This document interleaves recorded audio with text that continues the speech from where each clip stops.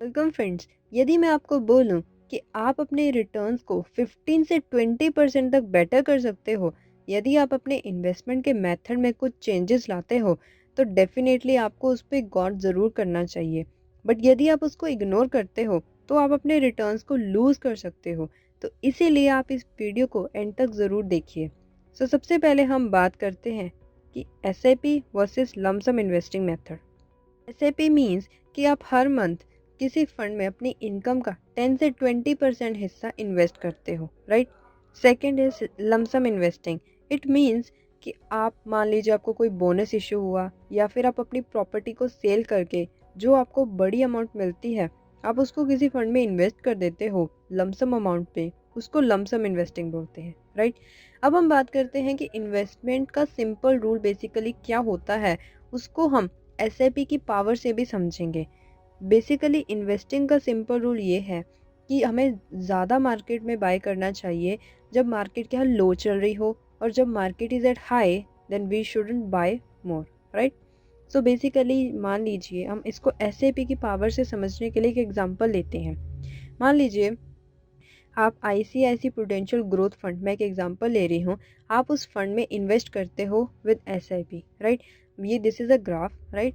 आप मान लीजिए इस पॉइंट पे उस फंड में एंटर करते हो जिस टाइम उस फंड की वैल्यू मीन्स उस फंड की एनएवी वो 50 रुपीज़ की थी, मीन्स एक यूनिट का प्राइस इतना था। सो 5000 डिवाइड बाय 50, इट मीन्स आपको उस फंड के 100 यूनिट्स अलॉट होते हैं। मान लेते हैं कि इस पॉइंट के बाद अब मार्केट क्या है, ऊपर जाती है। दैट मीन्स उस फंड की वैल्यू मान लेते हैं कि वो 100 रुपीज़ हो जाती है। तो 5000 डिवाइड बाई 100, इट मीन्स आपको उस फंड के 50 यूनिट्स अलॉट हो जाते हैं। अब मानते हैं कि इस पॉइंट के बाद अब क्या मार्केट नीचे जाती है और वो गिरते गिरते मान लीजिए वो 20 रुपीज़ तक उस फंड की वैल्यू रह जाती है। दैट मीन्स यदि आप उस फंड में इन्वेस्टेड रहते और हर मंथ एसआईपी कंटिन्यू रखते, तो 5000 डिवाइड बाई 20, इट मीन्स आपको उस फंड के 250 यूनिट्स अलॉट हो जाते। तो इस तरह से यदि आप लंबे समय तक इन्वेस्टमेंट रखते हैं, तो इस तरह से आप बेसिकली इन्वेस्टिंग के सिंपल रूल को ही फॉलो करते हो। तो इससे क्या हो जाता है कि आपको कंपाउंडेडली रिटर्न्स मिलते हैं। कंपाउंडिंग मीन्स कि आप जो किसी फंड में इन्वेस्ट करते हो तो आपको उस इंटरेस्ट पे वो प्रिंसिपल अमाउंट के साथ ऐड ऑन होके उस पे एक और इंटरेस्ट मिलता है। तो इसी तरह इंटरेस्ट ऐड ऑन होते होते आपको कंपाउंडेडली रिटर्न्स देखने को मिलते हैं एसआईपी में। तो इसीलिए जो एसआईपी की वो पावर है वो टाइम डिवर्सिव मतलब टाइम के अकॉर्डिंग बढ़ती जाती है। जितना आप लंबे मीन्स 20 30 40 50 ईयर्स तक यदि आप इन्वेस्टेड रहते हो, तो आपकी जो वेल्थ है वो कंपाउंडेड के इफेक्ट से ज़्यादा ग्रो होती है। सो ये बेसिकली एसआईपी की भी पावर है, राइट, जिसको हम टाइम डिवर्सिफिकेशन भी बोल देते हैं। अब हम बात करते हैं लमसम इन्वेस्टिंग हम कैसे और किस वे से कर सकते हैं। लमसम इन्वेस्टिंग मीन्स कि आप मान लीजिए आपको बहुत बड़ी अमाउंट मिली, आप उसको किसी फंड में इन्वेस्ट कर देते हो। मान लीजिए एक XYZ पर्सन है, उसके पास 60,000 रुपीज़ हैं और वो ICICI Prudential growth fund as an example लिया है।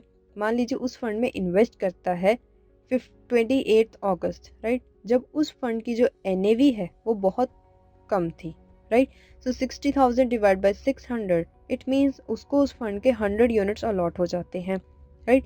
यदि मान लेते हैं कि उसने मार्केट को अच्छे से टाइम नहीं दिया और उसके बैड लक के कारण वो 15 अक्टूबर मीन्स ऐसे मंथ को चूज़ करता है जिस टाइम उस फंड की जो एनएवी थी वो बहुत ज़्यादा हाई थी। मान लेते हैं वो 750 रुपीज़ की थी।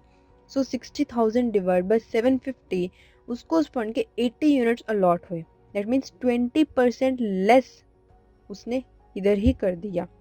अब इसकी भी कोई गारंटी नहीं है कि यदि वो इस फंड को लंबे समय तक होल्ड रखता है तो वो अच्छे रिटर्न्स पा सकता है, क्योंकि ये शॉर्ट टर्म में कभी ऊपर जाती है कभी नीचे जाती है मार्केट। सो इसके कारण उसके रिटर्न्स जो 20% है वो उससे ज़्यादा भी लूज़ कर सकता है। बट यदि वो एसआईपी रखता, यदि वो हर मंथ 5000 इन्वेस्टेड रखता उसी आईसीआईसी प्रूडेंशियल ग्रोथ फंड में, तो साल के लास्ट मंथ में उसको उस फंड के 90 यूनिट्स अलॉट हो जाते, जो कि 80 यूनिट से बहुत ज़्यादा। दैट मीन्स उसको 12.5% का बेनिफिट मिल जाता। तो इस तरह से आप देख सकते हो कि एसआईपी की पावर लमसम के जो वीकनेस है उसको भी बढ़ा देती है। सो इसीलिए आप देख सकते हो कि एसआईपी करके हम कैसे अच्छे रिटर्न्स पा सकते हैं। अब हम इसको और भी समझ लेते हैं कि जैसे एसआईपी में क्या बेनिफिट आपको मिल जाता है कि आपको ना तो मार्केट के हाईस को चेक करना पड़ता है, ना ही मार्केट के लो, क्योंकि आप एक एवरेज प्राइस पर मार्केट को बाय करते हो, राइट। सेकंड, ये यदि हम लमसम में इन्वेस्टिंग करते हैं तो ये नुकसान आ जाता है कि हमें मार्केट को डेली टू डेली टाइम, उसका डेली ट्रेडेड वॉल्यूम, यदि किसी फंड में इन्वेस्ट करते हो उसकी सभी फंडामेंटल को अच्छी तरह से समझना पड़ता है, राइट।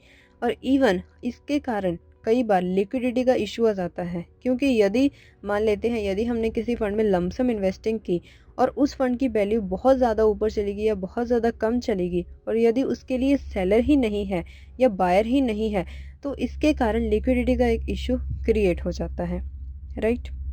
सो इसीलिए यदि आप ऐसे पर्सन हो जो कि मार्केट की अच्छी नॉलेज रखता है या फिर मार्केट को अच्छे से टाइम देना आता है, तो डेफिनेटली आप लमसम में इन्वेस्ट कर सकते हो। But on the other hand, यदि आप उस टाइप के पर्सन हो जो कि मार्केट को अच्छे से नहीं समझता और या फिर जो बिगिनर है, तो उसको डेफिनेटली एसआईपी के साथ ही स्टार्ट करना चाहिए, राइट। इससे क्या होता है कि इवन आप लूज बजाय अच्छे रिटर्न्स पा सकते हो, राइट, जैसे आपने अभी एग्जांपल्स में देखा। सो आज की वीडियो में इतना ही। यदि ये वीडियो आपको इन्फॉर्मेटिव लगी हो तो इसको लाइक शेयर ज़रूर कीजिए। Till then, thank you, bye bye.